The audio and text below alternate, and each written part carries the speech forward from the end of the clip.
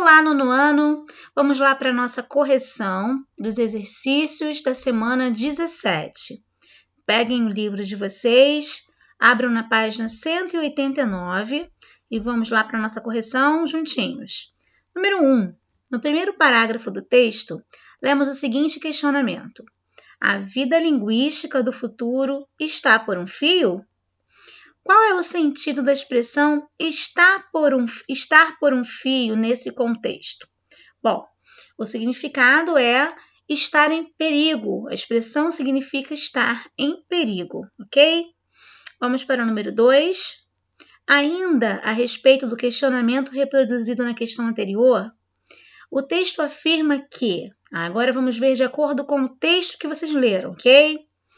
Letra E, a linguagem usada na internet pode estimular outras formas de leitura e o desenvolvimento do autoconhecimento do jovem que faz uso de chats e blogs, ok? Vamos para o número 3. Que recursos os jornalistas utilizaram para fundamentar as opiniões apresentadas no texto? Bom, eles recorreram a depoimentos de especialistas das áreas envolvidas no estudo do tema e de usuários da internet. Vamos lá, número 4. Deixa eu aumentar um pouquinho. Agora, releia o fragmento abaixo, reproduzido do primeiro parágrafo. Linguista respeitado, o inglês David Crystal, autor do livro A Linguagem e a Internet, chama esses defensores da sintaxe de alarmistas e não prevê um futuro desastroso para a gramática por causa da rede. Para fundamentar as informações apresentadas na reportagem, é comum o jornalista se apoiar nas palavras de especialistas no tema abordado. Nesse caso, no primeiro parágrafo do texto, os repórteres lançam a opinião de David Crystal utilizando o chamado argumento de autoridade, certo? Com o especialista pode ser desconhecido, o especialista pode ser desconhecido pelos leitores da reportagem. É preciso que os repórteres o apresentem brevemente. Pensando nisso, responda as questões seguintes. Como David Crystal é apresentado ao leitor?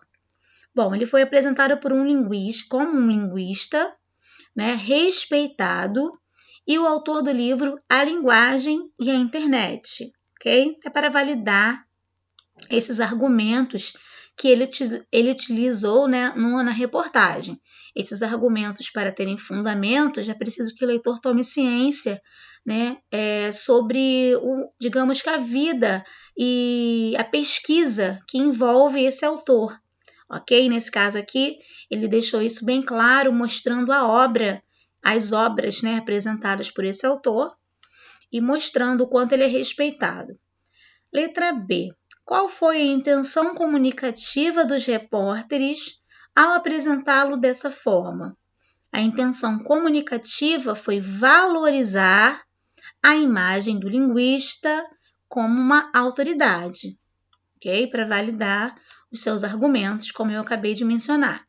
C. Nesse trecho, a palavra respeitado funciona como um adjetivo, pois qualifica o nome a qual se refere. Agora, aponte um adjetivo que possa substituir respeitado nesse contexto sem mudar a intenção comunicativa dos repórteres.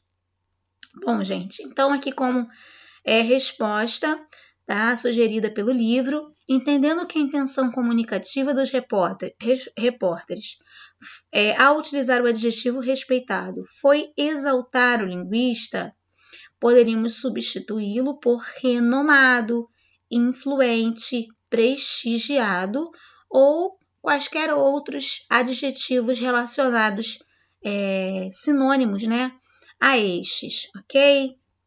Vamos lá para o número 5. Existem várias formas de se referir aos termos que compõem as orações. como a referência anafórica e catafórica. Aprendemos há pouco as anáforas e catáforas, certo? A anáfora ocorre quando um termo faz referência a outro já expresso, como acontece no trecho. Na ânsia de se comunicarem num curto espaço de tempo, eles abreviam palavras ao limite do irreconhecível, lá no primeiro parágrafo. Nesse caso, o termo destacado se refere a usuários da internet, um termo que foi dito antes. Já a catáfora é justamente o contrário, o termo ao qual uma palavra se refere ainda será expresso no texto, como ocorre em só sei disto. O internetês não apresenta um risco à língua. Nesse caso, disto se refere a um termo que vem depois dele a oração. O internetês não apresenta um risco à língua. Então, nós vimos aqui brevemente, revimos, a anáfora e a catáfora sendo empregadas nessas orações. A anáfora fazendo referência a um termo antes, um termo anterior, e catáfora se referindo a um termo que ainda virá, que ainda estará pela frente do texto, será projetado ainda no texto, ok? Agora analise as frases que seguem retiradas do texto e responda se o termo destacado exerce função anafórica ou catafórica. Isso é bom? Bom, gente, nós temos aqui esse isso se relacionando ou se referindo a algo que já foi dito no texto. Se faz uma referência a um termo anterior, antes, como eu dei a dica para vocês, é um termo anafórico, tá? Lembrando aí que eu dei a dica para vocês do antes, lembrar desse azinho de anáfora ou função anafórica, ok? Vamos lá para a questão da página 191, letra B. Na ânsia de se comunicarem num curto espaço de tempo, eles abreviam palavras ao limite do irreconhecível. Bom, quando eu me referi, esse eles aqui, se referindo a algo dito anteriormente, tá? Então, fazendo menção a algo anterior, antes, eu estou usando a anáfora, portanto, a função é anafórica. E lembra um ponto importante. Bom, a função aqui é catafórica, porque lembra, quando fala aqui um ponto importante, ela vai mencionar algo que ainda virá no texto, tá? Que ainda será projetado no meu texto, portanto, virá à frente. Então, a referência é catafórica. Letra D.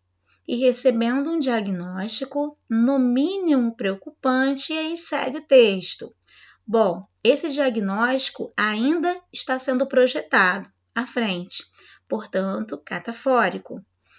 O psiquiatra refere-se aos ícones conhecidos como emoticons, lá no terceiro parágrafo.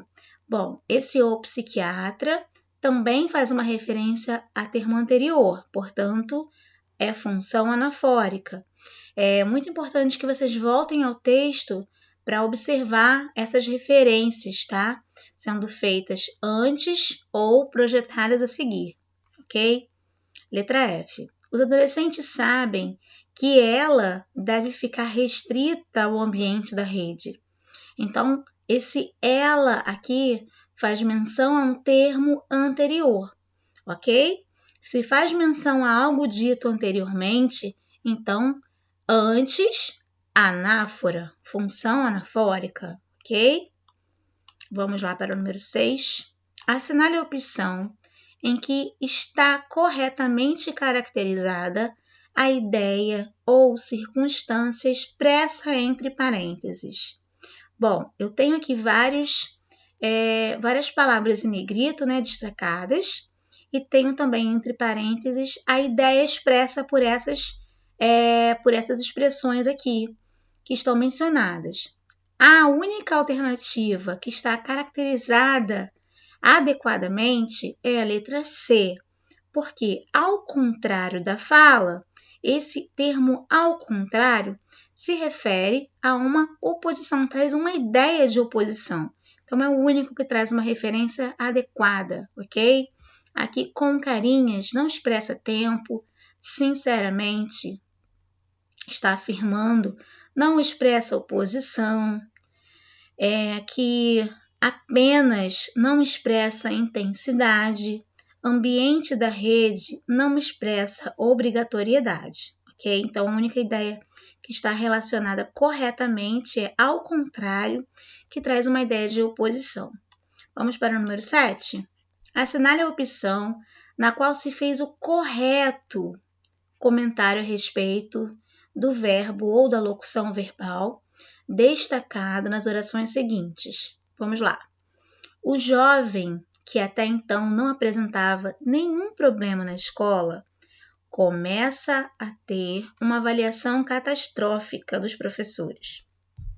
A locução verbal exprime mudança de estado. Quando ela colocou aqui que o jovem, que até então não apresentava nenhum problema na escola, começa a ter, ele traz uma ideia de mudança de estado muito claramente. Ele começa a ter uma avaliação catastrófica. Até então ele não tinha essa avaliação ruim, né, negativa, e a partir daqui ele começa a ter essa perífrase aqui, nos traz uma ideia de mudança de estado. Então, está adequadamente caracterizada, tá? Essa locução é uma locução verbal, ok?